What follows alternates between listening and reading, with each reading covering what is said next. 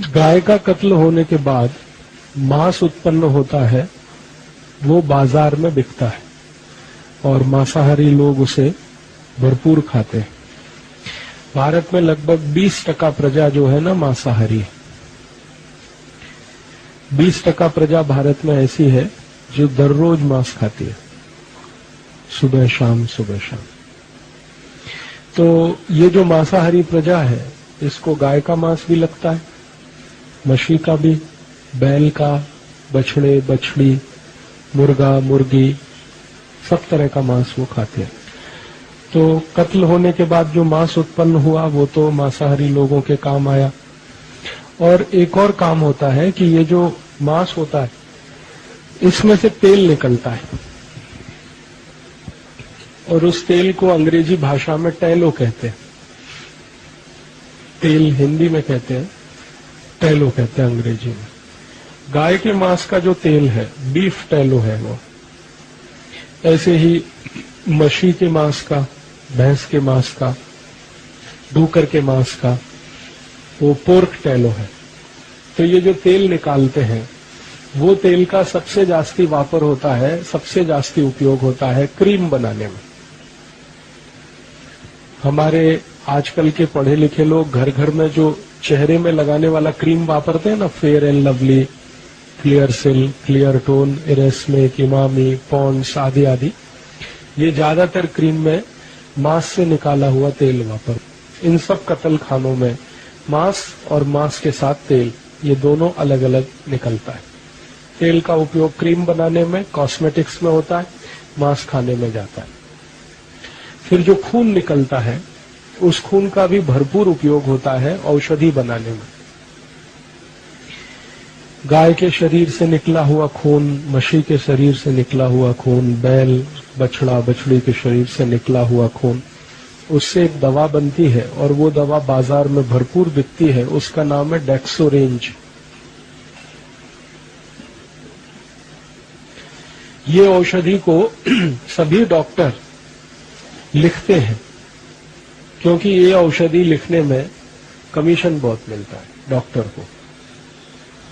तो doctor commission के लालच में ये औषधि लिखते हैं। और ये औषधि का उपयोग जास्ती से जास्ती उन महिलाओं को किया जाता है जो गर्भावस्था में होती है। गर्भावस्था में जो माताएं हैं, महिलाएं हैं, उनको रक्त की कमी अक्सर होती है। तो रक्त की कमी दूर करने के लिए पशुओं के रक्त से बनी हुई दवा, वही सबसे ज्यादा डॉक्टर उन्हें देते हैं।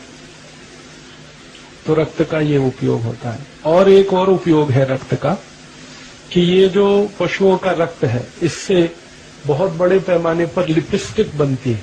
वो जो कोट पे लगाते हैं, बहुत लिपस्टिक बनाने में इसको वापर करते हैं। फिर इसी रक्त से चाय बनाने वाली कंपनियां भी अपने चाय में इस रक्त का उपयोग करते हैं। क्या होता है कि ये जो चाय होती है ना, वो तो पौधे से आती है। चाय का पौधा इतना ही बड़ा होता है जितना गेहूं का पौधा होता है। तो उसमें पत्तियां होती हैं, तो पत्तियों को तोड़ा जाता है, उसको सुखाते हैं। तो पत्तियों को सुखा के पैकेट में बंद करके परदेश में बेचा जाता है। और पत्तियों के नीचे का जो छोटा छोटा टूट कर गिरता है, डंठल जो होता है, आखिरी हिस्सा, उसको सुखा के डिब्बे में बंद करके भारत में बेचा जाता है। लेकिन ये जो पत्तियों के अंत का छोटा सा हिस्सा है, ये चाय नहीं है। चाय तो वो पत्ती है। तो फिर क्या करते हैं, चाय जैसा उसको बनाते हैं। तो सामान्य रूप से वो पत्तियों के छोटे छोटे डंठल तोड़कर अगर सुखाकर हम पानी में डालें, उबालें, तो उसमें चाय जैसा रंग नहीं आता।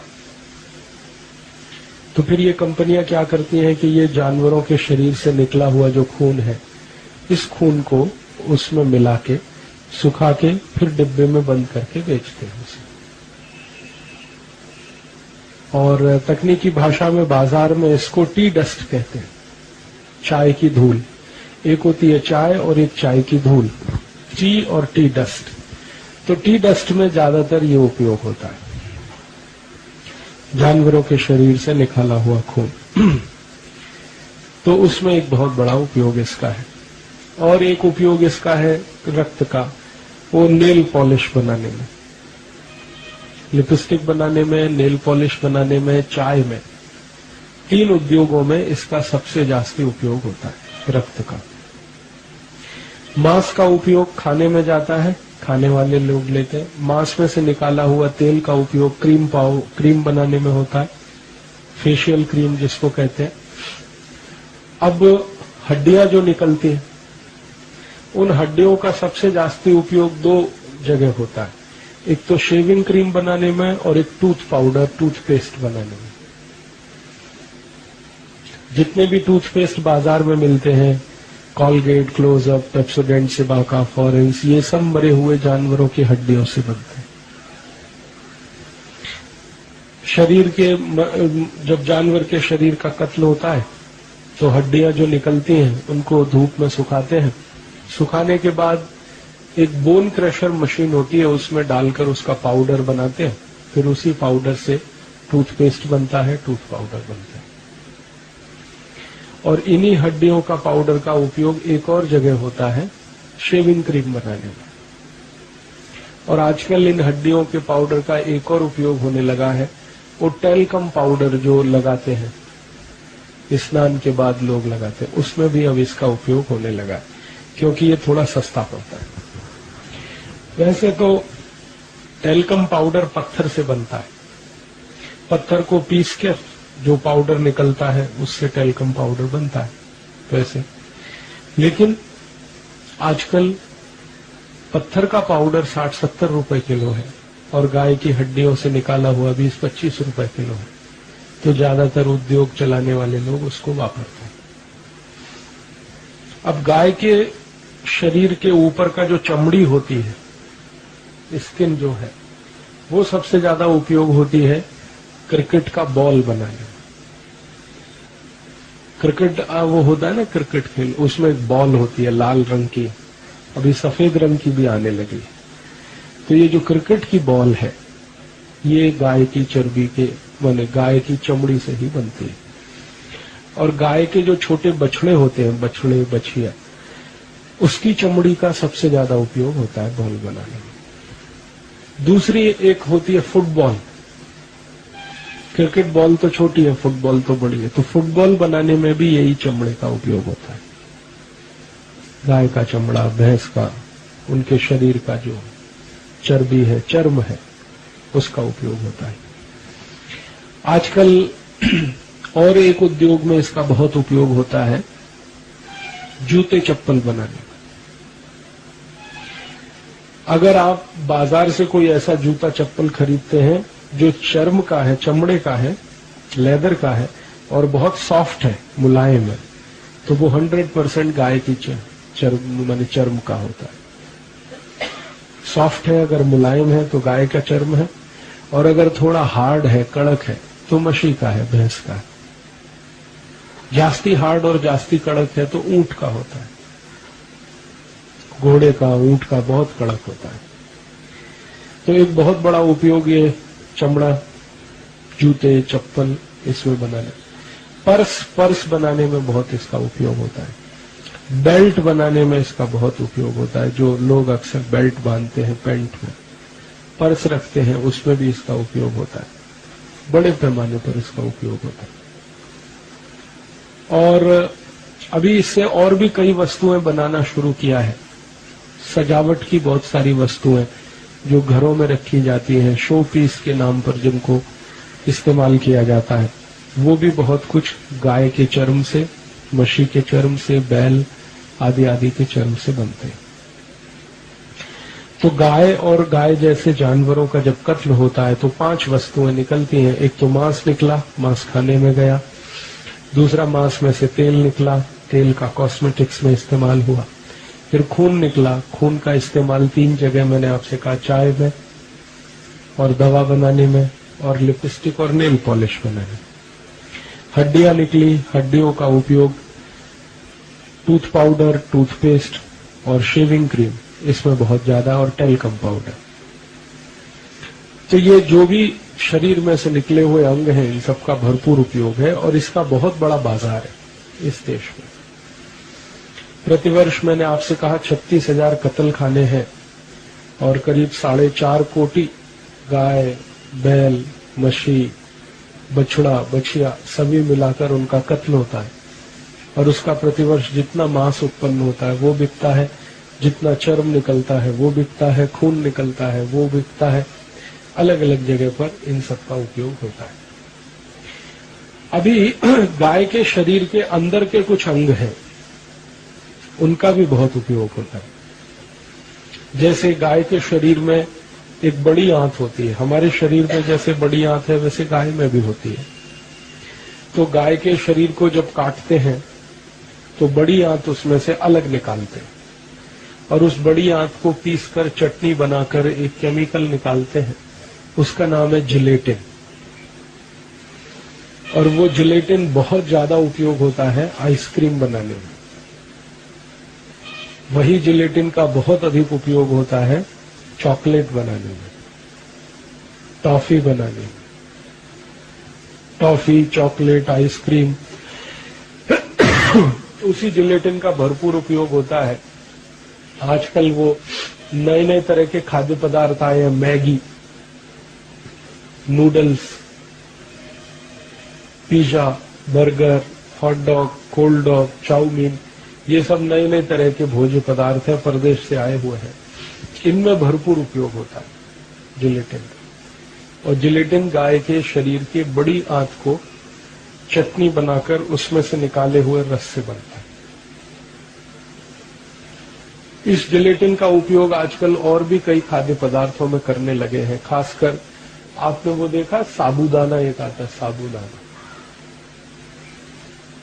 जिसको अक्सर हम उपवास में खाते हैं, उसमें अब इसका बड़े पैमाने पर उपयोग होने लगा है। तो बहुत सारे खाने पीने की वस्तुओं में ये सब चीजें उपयोग आती हैं। अब दुर्भाग्य हम सबका ये है कि हम सब अपने को शाकाहारी मानते हैं, लेकिन कई बार ऐसी वस्तुएं खाते पीते हैं जिसमें ये सब मांसाहारी सब पदार्थ मिले होते हैं।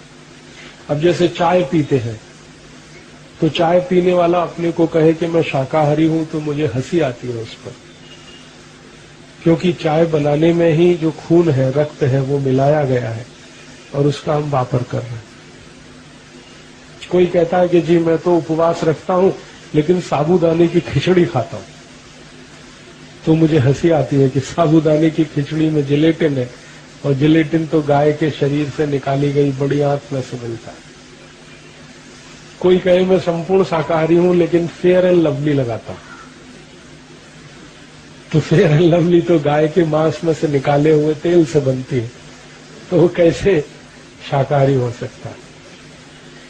तो ये ऐसे अलग, कोई कहता है कि मैं संपूर्ण शाकाहारी हूं लेकिन सवेरे सवेरे टूथपेस्ट घिसता हूं, Colgate, Closeup, Pepsodent, Cibaca, foreign. कोई कहता है मैं टूथ पाउडर घिसता हूं। तो वास्तव में ये है कि अगर हमें सही माहिती है तो शायद हम इससे बच सकते हैं। तो सचिन भाई ने बोला कि मैं आपको बताऊं कि क्या क्या बनता है गाय के शरीर से। वो यही सब वस्तुएं गाय के शरीर से बनती हैं जो ऐसी चीजों में उपयोग होती हैं जिन चीजों को भारत के लोग बहुत जाहिरात देखकर खाते पीते हैं। तो आपके मन में एक प्रश्न आता है कि इससे बचने के लिए क्या करना, बहुत लोग कहते हैं। तो उसका एक सरल माहिती मैं आपको देता हूं। जो वस्तु का जाहिरात टीवी में आया वो नहीं लेना, तो आप बच जाएंगे। जो वस्तु का टीवी में बहुत जाहिरात आता है वो वस्तु कभी नहीं लेना, तो आप इससे बच पाएंगे। जैसे चॉकलेट का बहुत जाहिरात आता है, कैडबरीज, नेस्ले आदि आदि, वो नहीं लेना। ऐसे ही क्रीम पाउडर का बहुत जाहिरात आता है, लैक्मे, इरेस्मे, Emami, Pond's, Fair and Lovely, वो नहीं लेना। चाय कॉफी का बहुत जाहिरात आता है, वो नहीं लेना। जिन वस्तुओं का जाहिरात जास्ती है समझ लो उसमें कुछ न कुछ गड़बड़ी है,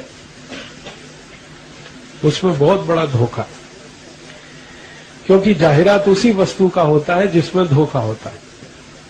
और जो वस्तु संपूर्ण निरापद होती है और शरीर के लिए बहुत अच्छी होती है, उपयोगी होती है, प्रकृति से आती है, उसका जाहिरात कभी नहीं होता।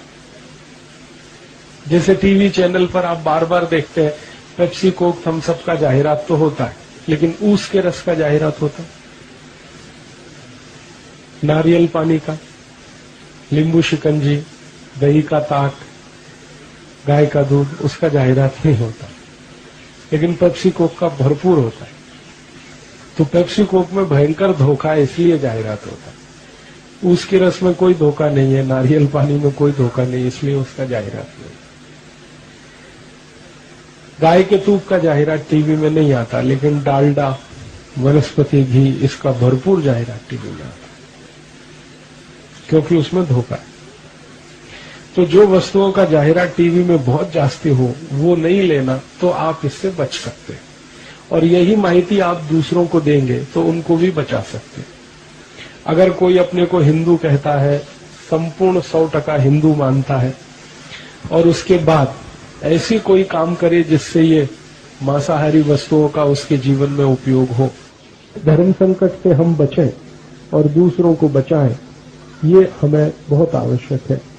और इसका हम अपने जीवन में हमेशा ख्याल रखें, ध्यान रखें, तो ये हमें समझ में आएगा। इतना ही मुझे आपसे कहना था। आपने बड़े ध्यान और शांति से सुना, मैं आपका आभारी हूं।